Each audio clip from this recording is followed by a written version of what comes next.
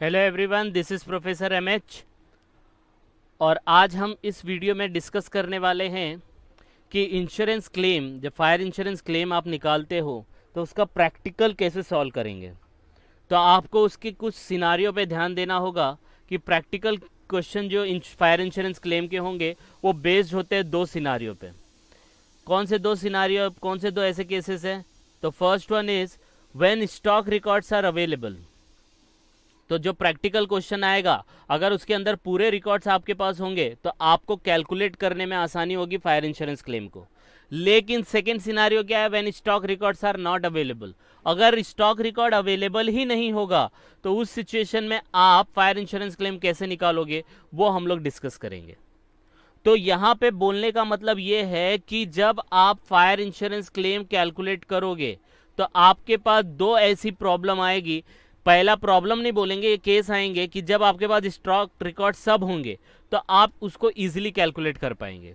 लेकिन जब आपके पास रिकॉर्ड ही नहीं होगा, वो भी आपका फायर के साथ जल गया होगा, तो आप कैसे कैलकुलेट करेंगे वो हम लोग डिस्कस करेंगे।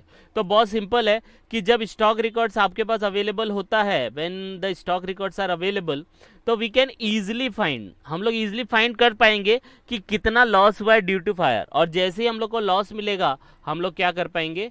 क्लेम कर पाएंगे। आई बात समझ में?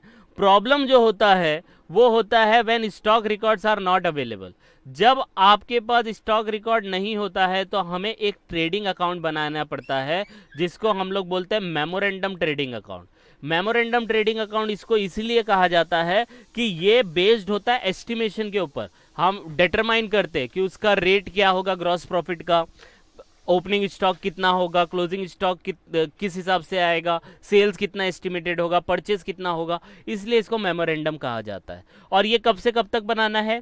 ये बनाना है आपको first day of accounting year till the date of fire. याद रखना, ये जो मेमोरेंडम ट्रेडिंग अकाउंट बनाया जाता है ये स्टार्टिंग ऑफ द ईयर से बनाया जाता है। और कब तक बनाया जाता है? जिस दिन आग लगी, जिस दिन आग लगी उस दिन तक आपको बनाना है। तो मेमोरेंडम ट्रेडिंग अकाउंट जो आप बनाते हो ये स्टार्टिंग ऑफ द ईयर से बनाते हो। कब तक बनाते हो? जिस दिन आग लगी, जिस दिन आग लगी, जिस दिन आग लगी। तो अगर आपका starting of the year, accounting year 1 अप्रैल है तो 1 अप्रैल से बनेगा। डेट ऑफ फायर जिस डेट को लगा उस डेट तक बनेगा। अगर आप अपना अकाउंटिंग ईयर 1 जनवरी से लेते हो तो 1 जनवरी से कैलकुलेट होगा, जिस दिन तक आग लगा उस दिन तक कैलकुलेट होगा। तो एग्जाम्पल देखो यहाँ पे दिया है कि अगर on 1 June 2021 A fire occurred in the premises of XYZ company limited, तो कंपनी के मतलब प्रीमाइसेस में आग लगी, वो कब आग लगी? 1 जून को लगी, राइट? तो company will prepare is estimated trading account, memorandum trading account 1 अप्रैल 2021 से बनाएगी, क्योंकि आपका 1 अप्रैल से ही ईयर स्टार्ट होता है। और कब तक बनाएगी? तो 1 जून तक बनाएगी। आई बात समझ में? यस और नो? तो ये आपका मेमोरेंडम ट्रेडिंग अकाउंट बनेगा। तो आपको जब प्रैक्टिकल क्वेश्चन आएगा तो ये याद रखना है कि हमारे पास रिकॉर्ड है या नहीं है। रिकॉर्ड है तो इजीली कैलकुलेट होगा, और रिकॉर्ड नहीं है तो उसको कैसे कैलकुलेट करेंगे? ये अकाउंट बना के। ठीक है, तो ये बात हो गई आपके सीन के ऊपर। क्या सीन है, क्या केस है? रिकॉर्ड है, रिकॉर्ड नहीं है, रिकॉर्ड है, रिकॉर्ड नहीं है। रिकॉर्ड है इजीली कैलकुलेट कर लो, रिकॉर्ड नहीं है तो ये मेमोरेंडम बनाओ, मगजमारी करो। ठीक है, तो ये समझ में आ गया आपको। अब हम लोग चलते हैं कि एक्चुअल में इसका स्टेप क्या होगा। ठीक है, इंश्योरेंस क्लेम को करने का लॉजिक और स्टेप क्या होगा। तो पहला हम लोग क्या कैलकुलेट करेंगे कि भाई हमारा स्टॉक कितना था, तो हम लोग कैलकुलेट करेंगे हम लोग का क्लोजिंग स्टॉक। तो first step would be calculate closing stock by preparing memorandum trading account from the starting of the year till the date of fire. तो पहला क्लोजिंग स्टॉक निकालो। ठीक है, फिर दूसरा जो स्टेप निकालेंगे वो निकालेंगे हम लोग को लॉस कितना हुआ, तो हम लोग का लॉस कितना है वो निकालो। तो स्टेप 2 निकालेंगे। तो जो भी क्लोजिंग स्टॉक यहाँ से आया उसके अंदर से जितना भी माल सैल्वेज हो गया, बच गया, वो माइनस करो तो आपको लॉस आ जाएगा। आई बात समझ में? तो स्टेप 2 में आपको लॉस निकालना है। थर्ड स्टेप के अंदर क्या होगा? ये स्टेप को ये स्टेप से डिवाइड करो, मल्टीप्लाई बाय पॉलिसी। तो देखो step 2 divide by step 1 into policy, तो आपका आंसर आ जाएगा क्लेम का। तो ये आपका क्लेम अमाउंट जो है आप क्लेम कर सकते हो। स्टेप 2 को डिवाइड करो स्टेप 1 से और पॉलिसी अमाउंट से मल्टीप्लाई करो। तो फॉर्मूला कुछ इस तरीके से बनेगा, loss of stock into insurance policy divide by closing stock, तो आपको क्लेम का अमाउंट मिल जाएगा। तो अभी आपको कन्फ्यूजन होगा, सर ये जो प्रीवियसली आपने बताया ये पार्ट, ये चीज़ क्या है, और ये जो आप ये बता रहे हो ये चीज़ क्या है। ठीक है, तो अगर मैं आपको बताऊं, ये वाला जो पार्ट है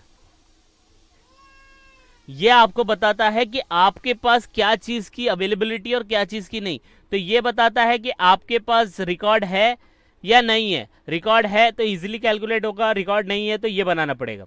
तो ये दोनों सिचुएशन में, चाहे रिकॉर्ड आपके पास अवेलेबल हो चाहे आपके पास नॉट अवेलेबल हो, आपको ये स्टेप फॉलो करने हैं। अब समझ में आया? तो स्टेप 1 पहला क्लोजिंग स्टॉक निकालो, स्टेप 2 फिर लॉस निकालो, फिर स्टेप 3 क्लेम निकालो। Closing stock loss claim, closing stock loss claim, closing stock loss claim. आई बात समझ में? तो आपके पास चाहे रिकॉर्ड हो या ना हो, आपको ये 3 स्टेप फॉलो करने हैं। सबसे पहला क्लोजिंग स्टॉक, दूसरा आपका लॉस, तीसरा आपका क्लेम का अमाउंट। आई होप आपको ये समझ में आया होगा। तो आप नेक्स्ट वीडियो में जब हम लोग मिलेंगे तो हम लोग उसमें देखेंगे इसका practical question. By the time आप इस प्रीवियस जितने भी वीडियो हुए हैं वो आप एक बार गो थ्रू करो। बहुत छोटा छोटा वीडियो मैंने बनाया है, 5-5, 6-6 मिनट का। आप उसको गो थ्रू करो, कुछ डाउट आएगा तो प्लीज़ कमेंट। और जितना भी डाउट अभी तक आपको थ्योरी समझने में आया है, जब मैं प्रैक्टिकल कराऊंगा तो उसमें आपका वो कॉन्सेप्ट भी क्लियर हो जाएगा। ठीक है, तो by the time you just go through it, कुछ डाउट आएगा तो please comment, and please like and subscribe for more videos. Thank you.